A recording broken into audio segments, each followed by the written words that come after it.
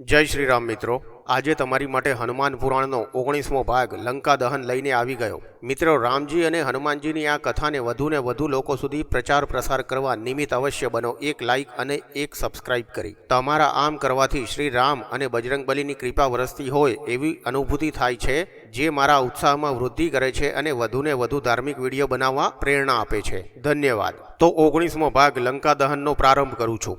બીજા મંત્રીઓ તો પોતપોતાના આવાસ ભણી વિદાય થયા, પણ પ્રહસ્ત તો હનુમાનજીને લઈને જતા સૈનિકો પાછળ પાછળ ચાલ્યો. વાનરનું પૂંછડું સળગાવવામાં એને બીજા બધા કરતાં ખૂબ જ રસ હતો. રાજ્યસભામાંથી બજરંગબલીને બહાર લાવ્યા પછી એમને પૂંછડે ગાભા વીંટવા લાગ્યા. જેમ જેમ ગાભા વીંટાવા માંડ્યા તેમ તેમ હનુમાનજી પૂંછડી લાંબી કરતા ગયા. પ્રહસ્ત તરફ જોઈને સૈનિકો બોલ્યા, મંત્રીશ્વરજી, આ વાનર તો પૂંછડું લાંબુ ને લાંબુ કરતા જાય છે. ગુસ્સે ભરે સ્વરે પ્રહસ્ત બોલ્યા, કંબકતો, લંકામાં વસ્ત્રોનો ક્યાં ટોટો છે? ગાભા ખૂટી ગયા હોય તો નવા નવા વસ્ત્રો લઈ જાવો, એના ચીંદરડા કરીને પૂંછડા ફરતા વીંટો.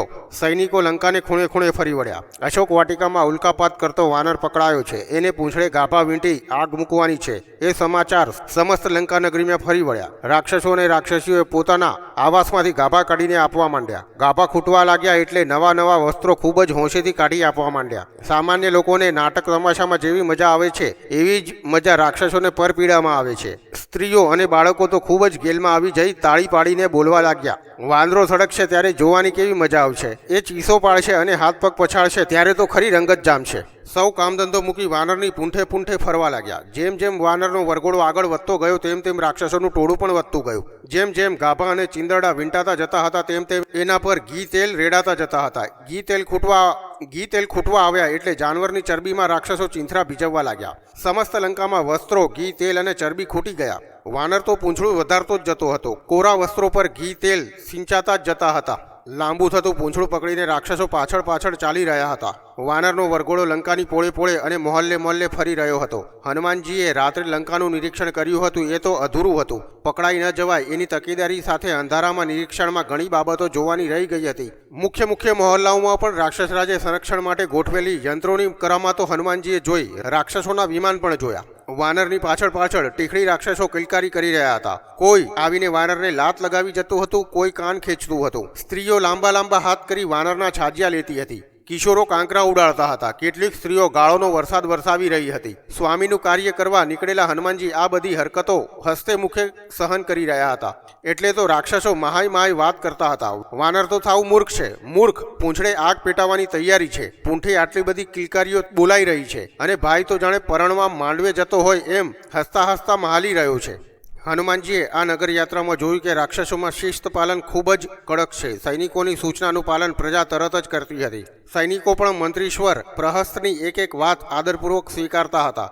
રાક્ષસ રાજના ત્રિલોક વિજયની ચાવી શિસ્ત પાલન છે એ વાત હનુમાનજીના લક્ષ્યમાં તરત જ આવી ગઈ. વરઘોડો ધીરે ધીરે આગળ વધી રહ્યો હતો. શાસ્ત્રાગાર અને સૈનિકોના નિવાસસ્થાનો પણ ક્યાં ક્યાં આવ્યા છે એની નોંધ હનુમાનજીએ મનપોથીમાં બરાબર કરવા માંડી હતી. આ નગર યાત્રામાં લંકા નગરીના ભીતરી ભાગનો નકશો હનુમાનજીના સ્મરણપટ પર અંકાઈ જતો હતો. હનુમાનજીને આમ સમગ્ર નગરીમાં ફેરવીને રાક્ષસો રાક્ષસ રાજના મહેલ પાસેના વિશાળ મેદાનમાં લઈ આવ્યા. ઢોલ નગારા વાગવા લાગ્યા. ભેરી અને તુરીના તીણા અવાજ જુદા તરી આવવા લાગ્યા. 10-12 મુખ્ય રાક્ષસો સળગતી મશાલ લઈને હનુમાનજી પાસે આવ્યા. એમને પૂંછડે જુદે જુદે સ્થળે આગ ચાંપવા માંડ્યા. સ્ત્રીઓ અને બાળકો તાળી પાડી નાચવા લાગ્યા. રાક્ષસો જોર જોરથી ચીસો પાડવા લાગ્યા. કોઈ મશ્કરા રાક્ષસો તો ગાલ ફૂલાવીને ચિત્ર વિચિત્ર અવાજો કરવા લાગ્યા. કોઈ વળી નાચ નખરા કરી સમૂહને હસાવવા લાગ્યા. આ સૌને ગુલતાનમાં પડી ગયેલા જોઈ હનુમાનજીએ પોતાનું સ્વરૂપ નાનું કરી નાખ્યું. સ્વરૂપ નાનું કર્યું પણ પૂંછડું તો મોટું જ રાખ્યું. શરીર નાનું થતાં જ બંધનો બધા ઢીલા થઈ ગયા. બંધનોના ગાળિયામાંથી હનુમાનજીનો દેહ છૂટો થઈ ગયો એટલે તરત જ હતું એના કરતાં વિરાટ રૂપ પાછું ધારણ કરી લીધું. આંખના પલકારામાં આ બનાવ બની ગયો. એટલે રાક્ષસોનું ધ્યાન તો એમના પર ત્યારે ખેંચાયું કે જ્યારે સળગતું પૂંછડું હનુમાનજીએ રાક્ષસ સૈનિકો તરફ વીંઝ્યું. દોરડાના બંધનથી હનુમાનજીને ખેંચી રહેલા સૈનિકો તો પૂંછડે આગ ચાંપતા જ દોરડા હાથમાંથી મૂકી દઈ દૂર જઈ ઊભા રહ્યા હતા. હનુમાનજી પ્રહસ્તને શોધી રહ્યા હતા. પૂંછડાનો સપાટો બરાબરનો લગાવી અગ્નિસ્નાનો લાહવો એને પણ આપવાની એમની ઈચ્છા હતી. પણ એ તો ખૂબ જ ચાલાક હતો. પૂંછડું સળગાવ્યા પછી શું પરિણામ આવશે એ જાણતો હતો. એટલે તો પૂંછડું સળગાવવાની સૂચના આપી ક્યાંનો ક્યાં છું થઈ ગયો હતો. હનુમાનજીએ વિંજેલા પૂંછડાનો ભોગ 4 રાક્ષસ સૈનિકો થઈ ગયા. એમના વસ્ત્રો સળગવા લાગ્યા. હનુમાનજીએ એમને પૂંછડાના લપેટામાં એવા આબાદ લીધા હતા કે જરાય ચસકી શકતા નહોતા. એમને સળગતા જોઈ રાક્ષસ ટોળામાં ભયનું વાતાવરણ છવાઈ ગયું. બીજા સૈનિકો એ 4 રાક્ષસોને છોડાવવા ધસી આવ્યા. હનુમાનજીએ એમને પણ લપેટામાં લેવા માંડ્યા. ચારેય બાજુ શોરબકોર મચી ગયો. બાળકો અને સ્ત્રીઓએ ચીસાચીસ કરી મૂકી. તમાશો જોવા આવનારા જ તમાશા રૂપ બનવા લાગ્યા. હનુમાનજીનું આગ જરતું પૂંછડું ઠેર ઠેર વિનાશની વર્ષાવ કરવા લાગ્યું. હનુમાનજી તો હવે સાવ નિર્બદ્ધ હતા. ત્યાંથી કૂદકો મારી રાક્ષસ રાજના મહેલ પર ચડી ગયા. મહેલમાં તો દોડાદોડ અને ધમાલ મચી ગઈ. રાક્ષસ રાજની અટાલિકામાં વિકરાળ રૂપ ધારણ કરીને ઉભેલા હનુમાનજીના કાનમાં પવનદેવ ધીમે સ્વરે ગણગણ્યા. બેટા, હું પણ તારી સહાયમાં જ છું. હું પણ એટલા જોરથી વહેવા માંડીશ કે થોડી વારમાં તો સમગ્ર લંકા અગ્નિપાશમાં ભીંસાઈને ભડભડ સળગી જઈને ભસ્મીભૂત થઈ જશે. મહેલમાં ચીસાચીસ અને કોલાહલ વ્યાપી ગયો. પોતાના પ્રાણ બચાવવા માટે સૌ આમ તેમ દોડાદોડ કરવા લાગ્યા. મહેલને ઓરડે ઓરડેથી આગની જ્વાળા નીકળી રહી હતી. રાણીઓ અને દાસીઓ ઊંચ નીચનો ભેદભાવ ભૂલી મહેલમાંથી સહી સલામત બહાર નીકળી જવા એકબીજાને સહાય કરી રહી હતી. ખૂબ જ જહેમતથી વસાવેલા મહેલને ભડભડ સળગતો જોઈ રાવણની ભ્રકુટી ધનુષની પણછ માફક ખેંચાઈ ગઈ. રાવણે લોકપાલને આજ્ઞા કરતા કહ્યું, આ ધૃષ્ટ વાનરનો વધ અત્યારે ને અત્યારે કરી નાખો, નહીતર આ અંગારો તો સમસ્ત લંકાને ભસ્મીભૂત કરી દેશે. લોકપાલોએ તુરત જ યમરાજને આદેશ આપ્યો. યમરાજ તો બિચારા ચિઠ્ઠીના ચાકર હતા. લોકપાલની આજ્ઞાનો અમલ કરવો એ એમનું કર્તવ્ય હતું. એ તો કર્તવ્ય અદા કરવા ઉપડ્યા બજરંગબલીનો વધ કરવા. રાક્ષસ રાજના મહેલને તારાજ કરી રહેલા હનુમાનજીએ યમરાજને પોતાના તરફ આવતા જોયા. યમરાજને ઝડપવા તો એ આબાદ પેંતરો ભરીને ઊભા. યમરાજ જેવા એમને નિકટ આવ્યા એવા જ જમણે હાથેથી ઉઠાવી લઈ મુખમાં મૂકી દીધા. મુખના જમણા ગલોફામાં યમરાજને ગોઠવી દઈ રાક્ષસ રાજના મહેલને ભસ્મીભૂત કરવાના કામમાં બજરંગબલી તો પ્રવૃત્ત થઈ ગયા. યમરાજને છોડાવવા લોકપાલો હનુમાનજી પર આક્રમણ કરવા ધસી આવ્યા. પણ મહાવીરે આગ જરતું પૂંછડું એમની તરફ જોરથી એવું ફેરવ્યું કે ત્યાંથી સૌ ભાગી છૂટ્યા. પોતપોતાના લોક તરફે પ્રયાણ કરી ગયા. યમરાજને મહાવીરે મુખમાં મૂકી દીધા હતા એટલે સૃષ્ટિનું કાર્ય થંભી ગયું. દેવલોકમાં હાહાકાર મચી ગયો. અંધેર વ્યાપવાના આ સમાચાર બ્રહ્મલોકમાં પહોંચતા જ બ્રહ્માજી હંસ પર વિરાજમાન થઈ મારુતિ પાસે આવી પહોંચ્યા. મારુતિએ મસ્તક નમાવી બ્રહ્માજીને ખૂબ જ આદર ભાવે વંદન કર્યા. અંજની પુત્રને આશીર્વાદ આપતા જ બ્રહ્માજી બોલ્યા, વત્સ, તારા આ પરાક્રમથી અમે સૌ આનંદ પામ્યા છીએ, પણ યમરાજને તે ગલોફામાં કેદ કર્યા છે એટલે મૃત્યુલોકમાં તો અંધેર વ્યાપી ગયું છે. સૃષ્ટિનું સંહાર કાર્ય થંભી ગયું છે. સર્જન અને સંહારની સમતુલા જળવાય તો જ મૃત્યુલોકના બંને છાબડા સમતુલ રહે. માટે તું યમરાજને મુક્ત કર.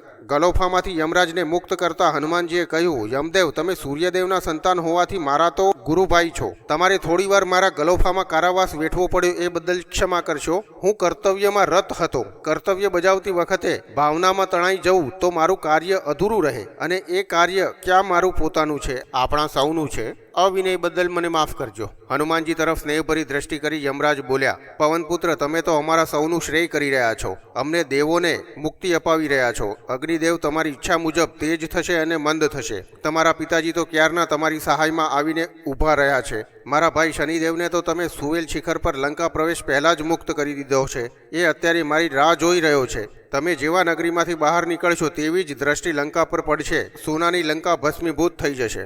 હનુમાનજીનો પુણ્ય પ્રકોપ પ્રહસ્ત પર બરાબરનો પ્રગટ્યો હતો. પ્રહસ્ત તો હાથતાળી આપીને ક્યારનો છટકી ગયો હતો, પણ એનો આલિશાન આવાસ કે જેને નાનો એવો મહેલ જ કહી શકાય, રાવણના મહેલથી થોડે જ દૂર હતો. એક મહેલથી બીજા મહેલ કૂદતા કૂદતા હનુમાનજી પ્રહસ્તના મહેલ પર પહોંચી ગયા. હનુમાનજી પ્રહસ્તને બરાબરનો બોધપાઠ આપવા ઈચ્છતા હતા. હવે એમણે અગ્નિકાંડનું નિશાન પ્રહસ્તના મહેલને બનાવ્યું. હનુમાનજીનું આગ ઓગતું લાંબુ પૂંછડું મહેલની બારીઓ દ્વારા છેક પ્રહસ્તના અંતપુરને ખૂણે ખૂણે ફરી વળ્યું. એક એક ઓરડાનો ખૂણે ખૂણો વારાફરતી સ્પર્શી આવ્યું. થોડી જ વારમાં અગ્નિશિખાઓ બારી અને બારણાઓથી બહાર નીકળવા લાગી. જાણે કાળની જીવહા સૌને ભરખી જવા લપકારા ન મારી રહી હોય. પ્રહસ્તના મહેલમાં પણ નાસભાગ શરૂ થઈ ગઈ. આ ધક્કામુક્કીમાં કેટલીક દાસીઓ તો કચડાઈ મૂઈ. સૌને પોતાના પ્રાણ બચાવવાની પડી હતી. હિંસક હંમેશા બીજા બધા કરતાં ડરપોક હોય છે. આત્મસમર્પણની ભાવના તો સ્વપ્ને એને વિચારી નથી હોતી.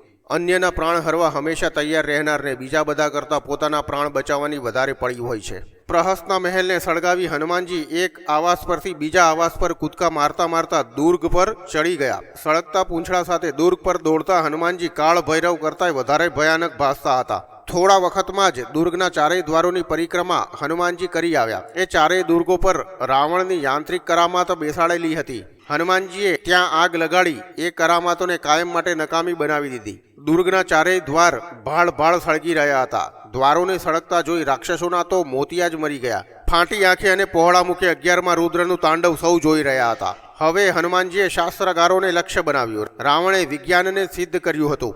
એની પાસે જાત જાતના હિંસક શસ્ત્રો હતા. આ ભયંકર શસ્ત્રોને પ્રતાપે તો એણે ત્રિભુવન પર વિજય હાંસલ કર્યો હતો. આ ભયંકર ઉલ્કાપાતથી રાક્ષસરાજ રાવણ ચોંકી ઉઠ્યો. વર્ષોની મહેનત પર આજે પાણી ફરી વળ્યું હતું. પાણી ફરવાનો વિચાર આવતા જ એને પાણી યાદ આવ્યું. એ બરાડી ઉઠ્યો, અરે બધા કાયરની માફક ભાગો છો શા માટે? અગ્નિને શામવાનો સચોટ ઉપાય પાણી છે, એ પણ તમે સૌ ભૂલી ગયા? મંત્રી પ્રહસ્ત બોલ્યો, મહારાજ, આગને શમાવવા પાણીનો મારો જોરદાર ચલાવ્યો, પણ કાબુમાં આવવાને બદલે વધતી જ જાય છે. હે?